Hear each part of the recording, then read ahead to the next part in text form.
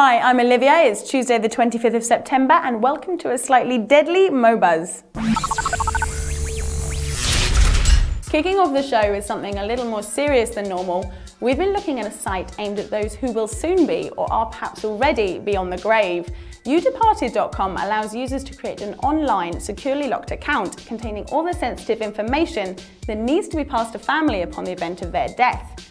Keen not to be confused with the concept of an online will, the site stresses that its service is all about the details that are not normally covered.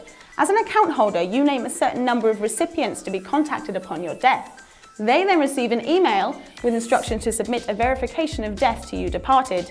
They can then access your personal information and wishes, including financial and insurance details, emails, and private passwords. This seems to be the next step in websites that take death as their main subject point. My Death Space, a sort of obituaries page for MySpace users that have recently died, has been around for a while now.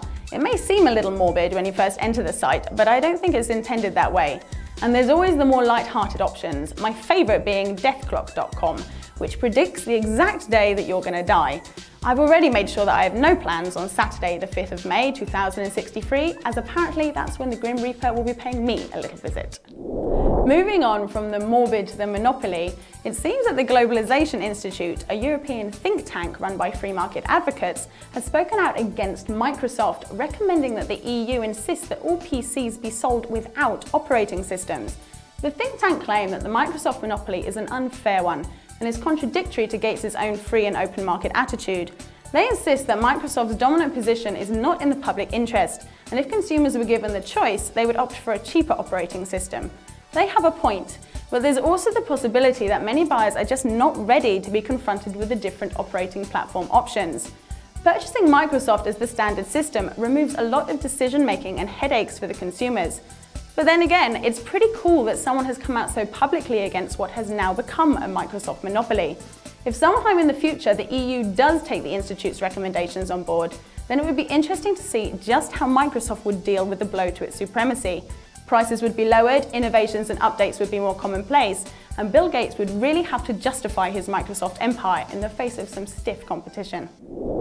Okay, so in what is probably the first Christmas campaign of 2007, should you forget that the special day is only 95 days away, the foundation behind the One Laptop Per Child campaign will soon be starting their Give One Get One program.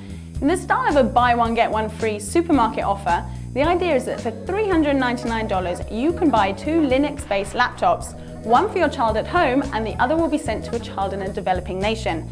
The offer begins on the 12th of November and is a really nice option if you're looking to give more ethical gifts this Christmas.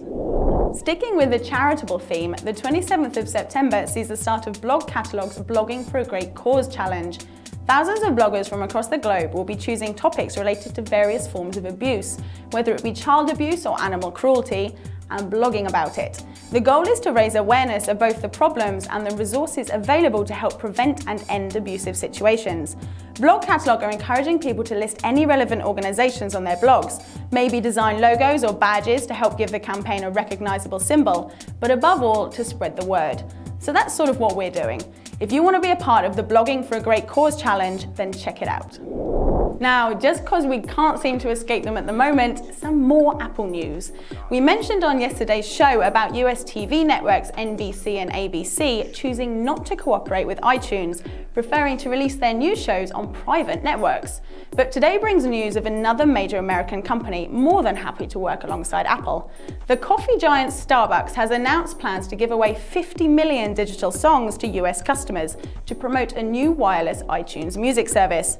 Throughout October and November, the stores will hand out Song of the Day cards which can be redeemed at Apple's online iTunes store. And from October the 2nd, Starbucks will sell iTunes digital release cards that allow a full album of music to be downloaded online. Once again, this is a US-only campaign, and with no immediate plans for the international Starbucks chains, it makes you wonder if all these companies have forgotten about their European customers. I suppose that we just have to make do with drinking our skinny double decaf mocha lattes without the accompanying tunes of artists such as Paul McCartney and Joni Mitchell. But for those of you who can get the free iTunes, where better to download them than onto your brand spanking new iPod Touch? And you can be rest assured that your shiny little new gadget will stay just that, shiny and new. Someone has posted a video on YouTube showing his attempt to scratch up the touch. This guy tried with a pin and failed, then with a key, which also failed. Now let's see what happens when he gives it a go with a razor blade. Okay, this may shock you.